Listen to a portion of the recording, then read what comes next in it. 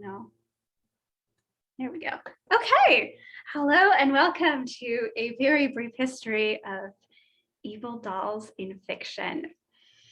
Before I start this talk, I want to lead with one of my favorite anecdotes about one of my favorite writers, Franz Kafka. You might have heard it before. It's pretty famous, but we'll go through it just in case. So the year is 1923. Kafka is in the park with his last partner, and he comes across a girl, and she's just absolutely sobbing. She's distraught, and he wants to know why she's upset. And when he asks her, she says, "Oh, I've lost my doll." And they look around, they can't find it, and he says, "Well, it's gone on a trip." And the girl is like, "Absolutely not. How do you know this?" And he says, "Well, she sent me letters." And she's like, a little skeptical. So he says, "Let's meet up in the park again, and I'll show you the letters." And so he goes home and he writes this really lovely adventure about where she's been off to. And the little girl, when they meet up in the park again, absolutely loves it. And to me, that's one of the examples of just how much dolls are loved. And this might feel a little strange to lead off in a talk about evil dolls, but as Ellen Datlow talks about in her fiction anthology, The Doll Collection, quote, "Dolls, perhaps more than any other object, demonstrate just how thin the line between love and fear, comfort and horror can be. They are objects of love and sources of reassurance for children, coveted prizes for collectors, sources of terror and horror in numerous movies, television shows, books, and stories."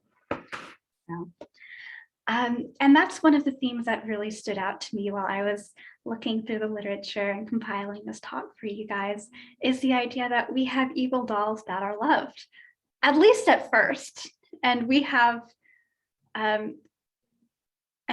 dolls that are good and should be loved and are not instead. And sort of that idea, that line between love and fear and love and hate is really, I think, one of the staples of the genre. So without further ado, let's get cracking. So mapping the subgenre. So this is the theatrical poster for Dolls, the 1987 movie, which I have a great fondness for, so we will be talking about it several times throughout this talk. I do not pretend to hide my love for it. So they walk, they talk, they kill. That's a pretty good summary of the genre right there. But is there more? Yes, of course there's more. So Mitchell offers us 3 components of the evil doll genre. So the first one is that there is an evil doll that is bent on exacting some kind of revenge, right? So the second one is that this is the focus of the plot. This is the driving force of the plot. The doll is here, the doll is going to cause some bad things. And then the third one is that there is no closure in the end. The doll is immune to the forces of the human world, and it is always there at the end of the movie. It is there, it is waiting. I would like to amend this a little bit. We did say evil dolls, right? But Luke kind of argues maybe it's evil owners. Maybe what the evil doll actually does is uncover the evilness of the people around them. And I think there are definitely instances that we will see today where we have a doll that uncovers the evilness of people. So lastly, a note on the subgenre name. There isn't one.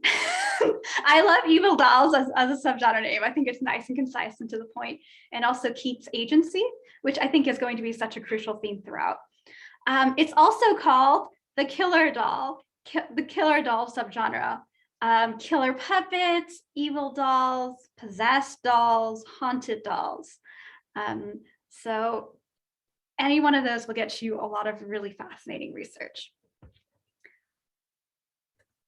Literary precursors. So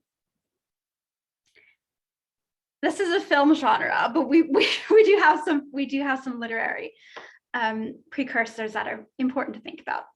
So as Nelson argues, by the 19th century, we have two different understandings of artificial people. So we have, quote, the uncanny but soulless mechanical shells, which she notes is kind of how we see dolls in real life. They don't do things unless we make them do things, right? And then the second view is the, quote, Neoplatonic ensouled individual. And this is a kind of a view espoused by the Romantics. And it's kind of the idea that they have something, they have a soul, basically, right? And they can become, they have a soul there. So she looks at Pinocchio as a bridge narrative between the 19th century, where you have an artificial person, but it stays an artificial person at the end, and the 20th century, where we have the artificial person who becomes something else, right? So Pinocchio starts off as a puppet and he ends up a real boy. Whereas, say, where the Sandman, which is published in the early 1800s, we have the living doll Olympia, who is a living doll and stays a living doll at the end. She never becomes anything else. We also have the moving statue narrative that's contributed to the haunted doll genre, as Endeavor notes.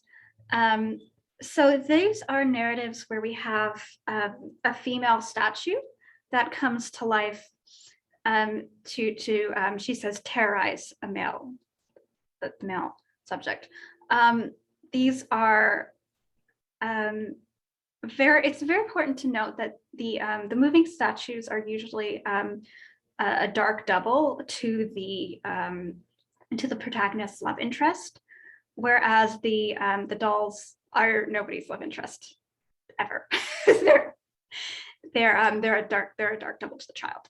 So if we look for examples that are not Sandman, we have Isabella von, so these are German and French, basically.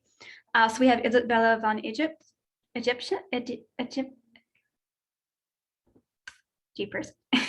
Isabel from Egypt. And we have Godwin and the Sternenbild der Mutter. You guys get to hear my terrible German today. We have Eve of the Future and Venus Jael. Definitely worth looking into. So next, I have divided the grouping of these films into three parts. And the first one will cover sort of the roots of the genre. So these are not necessarily killer doll movies as we would recognize them today, but they do have key elements that we will be seeing later on. And they will show up in very strange places, so keep an eye out for them. Also, please keep an eye out on Pinocchio, because we will see Pinocchio again in a very strange place, one I was certainly not expecting. So just keep that in the back of your mind. So we will be covering 1900s to 1930s in this section. We will be doing 3 films per section. After we get to the 1950s or so, there's an explosion of killer doll films, and there is no way I can possibly do any of this justice, unfortunately. So I did have to exclude some of my favorites because there are just so many, and it just absolutely explodes. And we will be here all week if we had to talk about them. So and this background is from The Great Bow, which is a very interesting evil dummy film. So the first one we have, there we go. The first one we have was actually thought to be a lost film until a couple months ago, actually. It resurfaced a couple of months ago.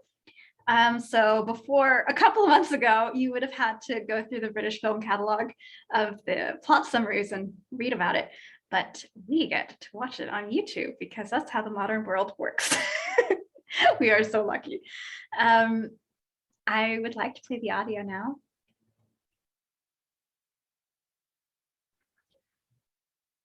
That's always a trip to watch. Every time I watch it, I'm like, my God, I love the trick photography. It's so neat. So when I look at this, I see a cautionary tale. I see, along the lines of don't mistreat your sister's dolls or it'll come back and, teach you a lesson about mistreating dolls. And in this vein, it feels very close to me in the very long tradition of cautionary tales in children's literature.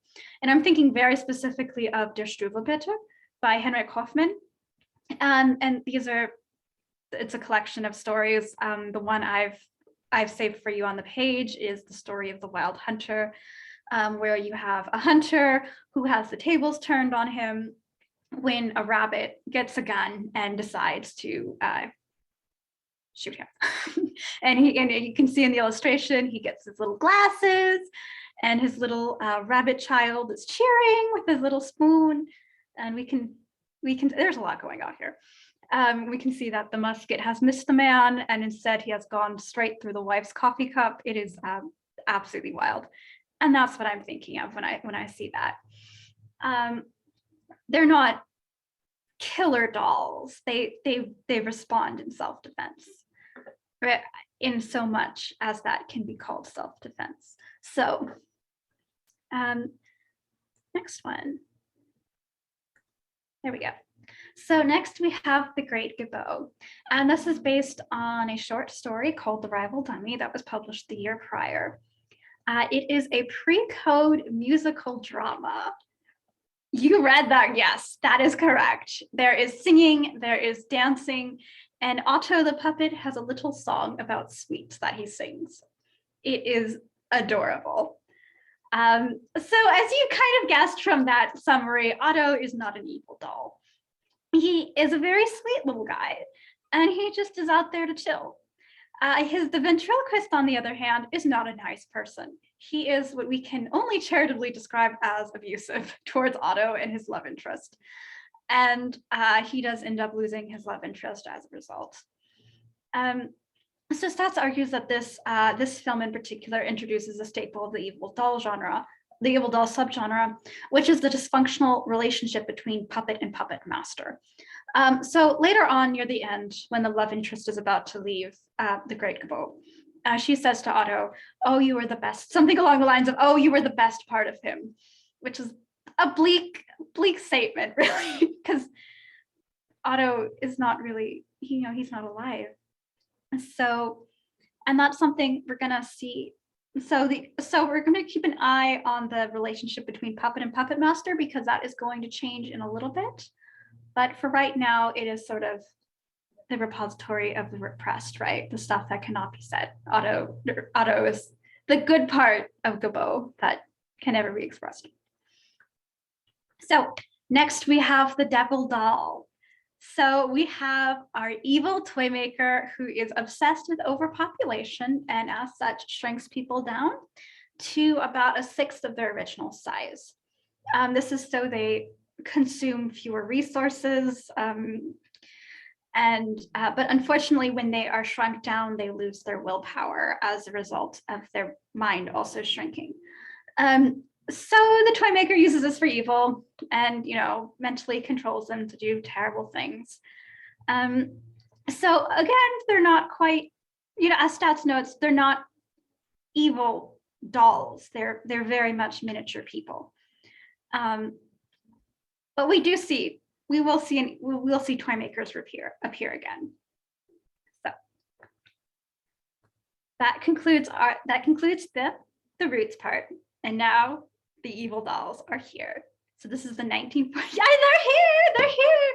So it's 1940s to 1960s. And this is a screenshot from The Devil Doll, which is honestly just a fab movie altogether. So we have Dead of Night. And this is really where we get the first truly evil doll. So more or less, Dead of Night is an anthology that's kind of bound together by a common setting. All these people are here, they're telling each other stories. And one of the stories is the ventriloquist dummy. And this is about how we're introduced to a very, he's very delicate man who's going through a lot.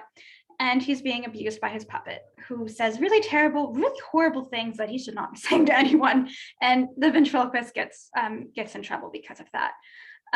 He's also terrified that his puppet will leave him for another ventriloquist, which the puppet instigates repeatedly, and he tells him, I'm going to leave you for Sylvester. And then the dummy ends up manipulating the ventriloquist, Maxwell, I believe, into shooting the fellow dummy. Jeepers, the fellow ventriloquist. There's only one dummy in this film.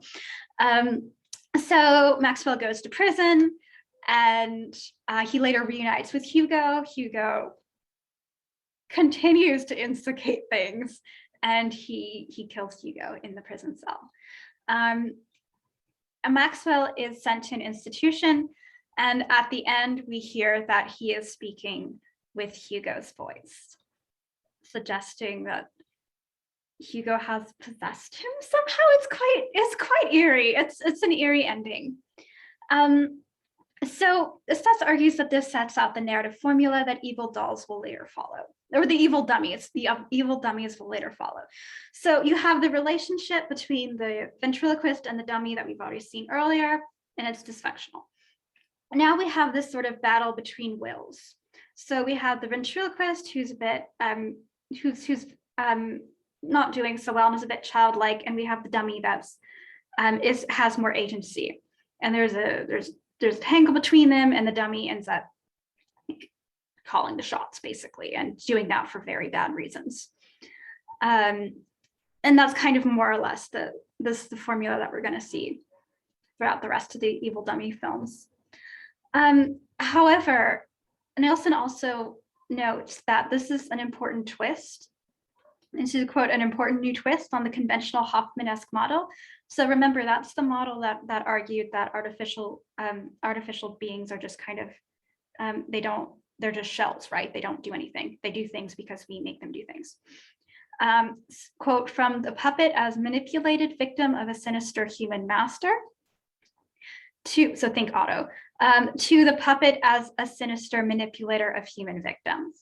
So the puppet is calling the shots now, and the puppet does not have good feelings about any of this. Which brings us to Taki Tina. I love her so much. She was modeled after the Chatty Cathy dolls of the 1960s. She was also voiced by the same girl who provided the voices for Chatty Cathy's, which I find a fascinating overlap. Which I believe this gets us to our second audio clip or video. Here we go. So I also want to make a side note that apparently there is another train coming from this morning. God. We are haunted by trains by this talk. We're not haunted by the dolls. So if you hear a train in the background, I am so sorry. I live next to a train station and they like to go by.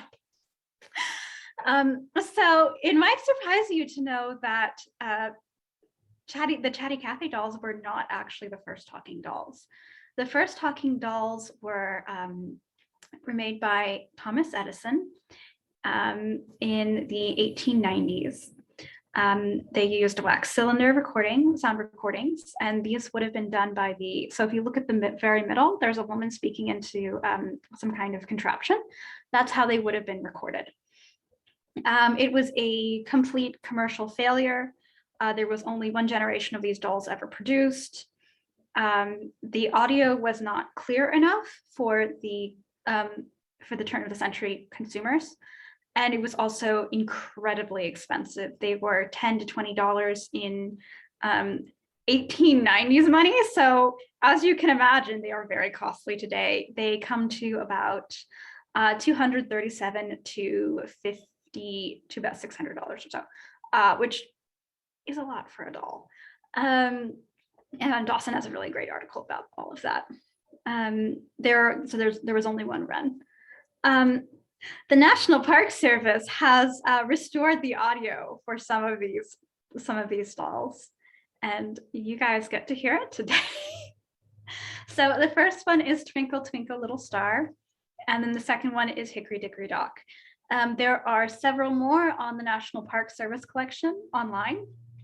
They are public domain. You can listen to them anytime. So here's the first one, Twinkle Twinkle Little Star.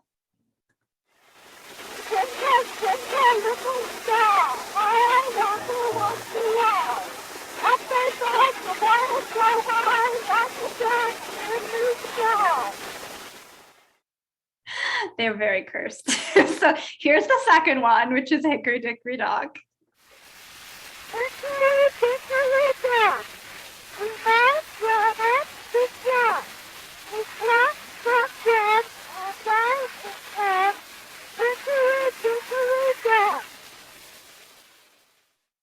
There is one that I could not put in. I think it was the I Lay Me Down to Sleep one. Absolutely cursed. I highly recommend you check it out. And the train is back. So Devil Doll and the train. Devil Doll and the train. We're having a very busy Sunday today.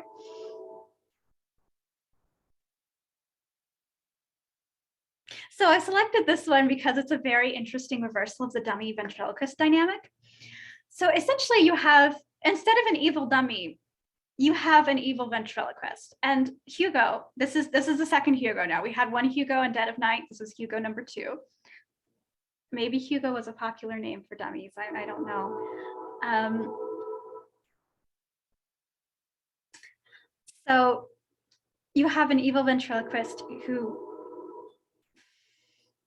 you open your window for the fresh fall air, and then this happens.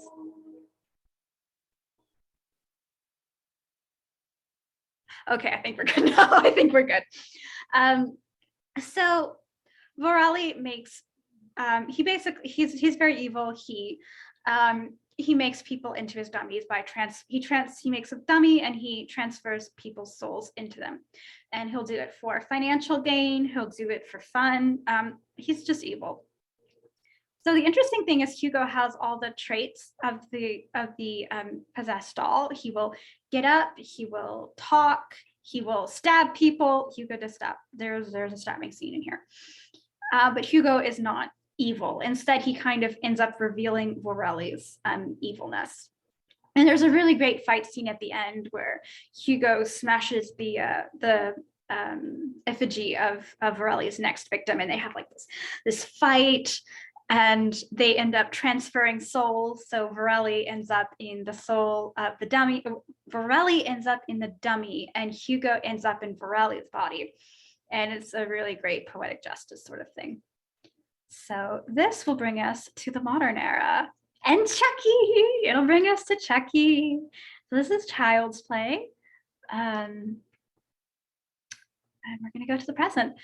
So this is not a true killer doll film. Poltergeist is not a true killer doll film, but it features an evil clown doll. Oh my God, look at those hands. God, every time I look at it, it's so scary. So it does end up inspiring the evil doll as a reoccurring figure for James Wan in his films, or James Wan in his films. So think Billy from Saw or The Conjuring, which we will talk about in just a little bit. So that's kind of why it's here. It's historically important. And it also ends up, as Cooperman says, forming a very interesting parallel with Child's Play, in which the child has to vanquish the evil doll. So in Poltergeist, the doll pulls the little boy under the bed and he has to kill it or try to kill it. In Child's Play, it is Andy, the little boy, who has to set Chucky on fire to end the movie. Of course, we know Chucky comes back. How many more films are there with Chucky? There are. Who knows? There are a lot. Someone let me know what we're up to today. How many films we're up to? I know we have the TV series too. So, and that's why Poltergeist made it in here. So next we have dolls, which is my favorite. We do have the return of the evil toy maker, but it is a twist this time. The dolls are a test. So if you treat the dolls badly, if you treat your children badly, you get turned into a doll, and you get to learn how to be a better person. And hopefully next time you will become better. It is deeply concerned with childhood and children.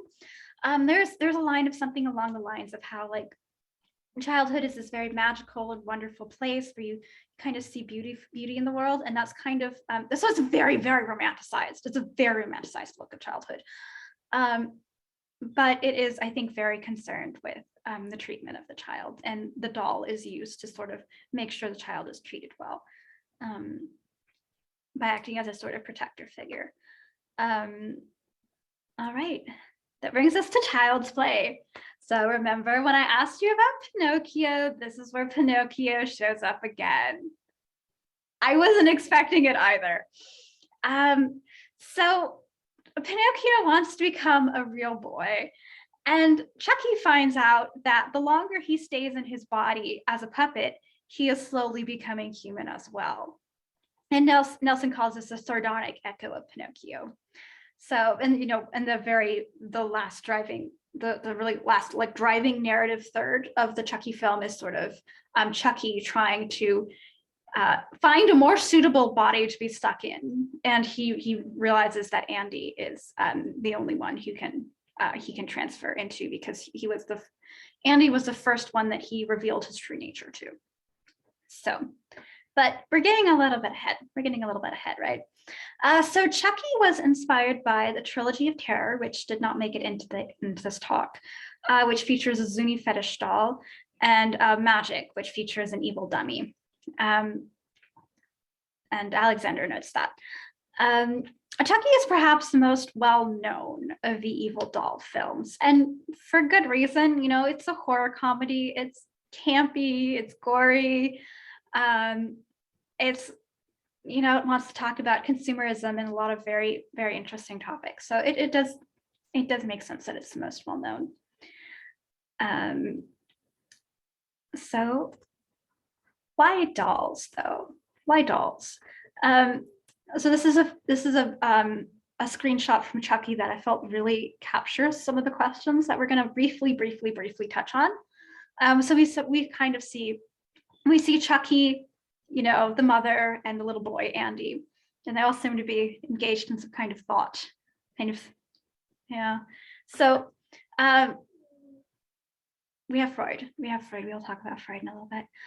So on the psychology, okay, so caveat before I begin.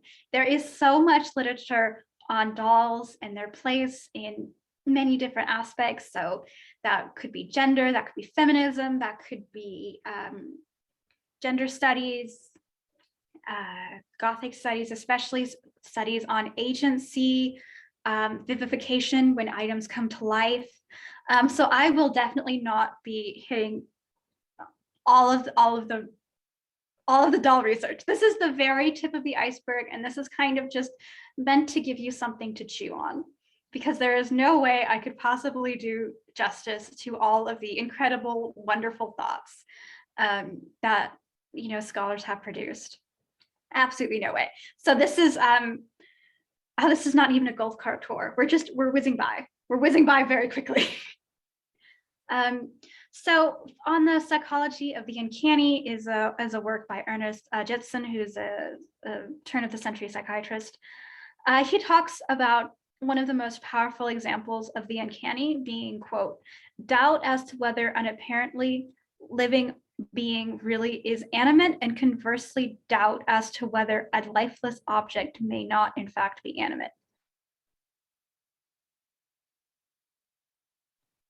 I am not sure I could transcribe that quote properly. Okay, more or less, it's the idea of maybe the doll is really alive. Maybe there's something to the doll. Maybe the doll can actually move.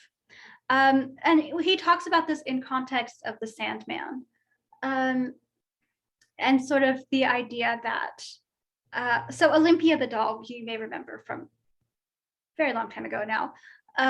So she's a doll, she's not real. And the fact that she was thought to be a real woman and she's not real does really terrible things for the protagonist's psyche. He finds this quite horrifying. A lot of things are horrifying in the Sandman.